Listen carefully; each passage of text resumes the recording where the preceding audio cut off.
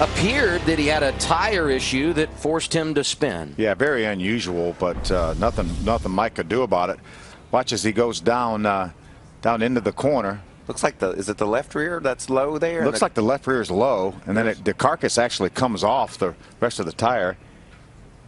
Looks like he's going to be fine just down on the bottom of the track. And right there, if he cranks the wheels to the left, I think he misses the wall, but you know. Yeah, if he could have stayed ahead of it and as you mentioned, cranked to the left, he probably would have been all right. But he's probably going at this point 170, 75 miles an hour. And he has no idea what's getting ready to happen. So Mike was just a victim of circumstance there down into turn one.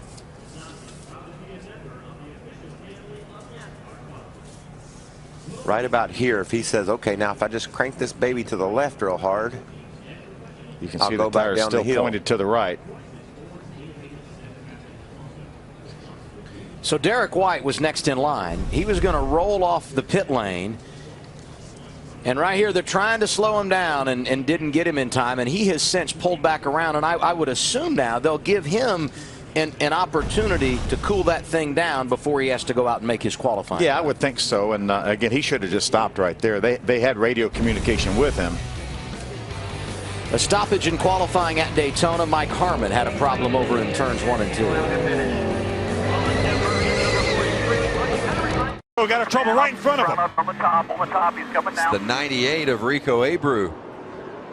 You're pushing so hard to make that top 12, and you're just right on edge qualifying, and you know it's more a mistake on my part than anything. I just hate it. I just hate it for these guys. You know, they bust their butts to build such fast trucks, and I'm sitting here destroying them. Here's a team, this ThorSport group in the 98 of Rico Abreu. They've got their hands full, don't they, Hermie? Yeah, Vince, no question. The first shot was of the truck they crashed. Here's the backup truck. They rolled it off the tailgate, the liftgate of the 98, and as you can see, a lot of work left to be done. You see the drive shaft laying on the ground. They just put a rear end housing, a gear in this truck. They have to put the springs in it, shocks on it. There is an engine in this truck, but no intake manifold and all the plumbing necessary to go along with that. So, and obviously no decals as well. So this team has a lot of work ahead of it between now and the start of this race. A quick turnaround, but luckily for ThorSport, they've got a lot of teams, a lot of people, a lot of equipment, and a lot of resources here with everybody's got their job laid out, getting to work. But they definitely have their work cut out for them to turn this truck around to take the green flag tonight. So there was a spot that opened up closer to the front. The two pulled in there, and like he was parking to get ready to go to lunch. Oh, wheel hop. And around goes to 17 and into the wall. You could hear the wheel hop, couldn't you? Down one coming. And that will stop the clock. So now those teams wondering how much time they would need to go out onto the racetrack. I am sure that I actually heard the rear wheels hopping. Quite a bit of damage to the 17. Let's look at it again. Yeah, right there. Look at the right rear. Talked about wheel hop. We saw it in practice. The first practice, we saw it last year in this race. We saw it in the spring race. So just listen here. You heard the engine revving, and you heard the rear tires hopping on and off the racetrack.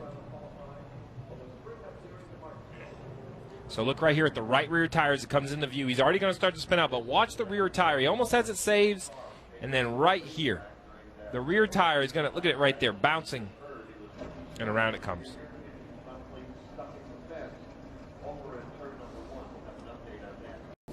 Left front as well as that rear. You can see the rear kicked over. Let's take another look at it. Oh, wow.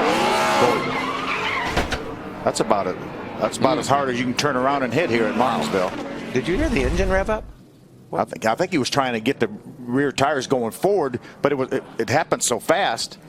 He didn't want to talk about it, but later admitted, hey, I got out of the car, the steering wheel, I took it wasn't placed back properly. And that's going to happen, Chris. Every driver's had been scared of this before, but during qualifying, you've got that car right on the edge, and it went hard into that outside wall. Look at that impact.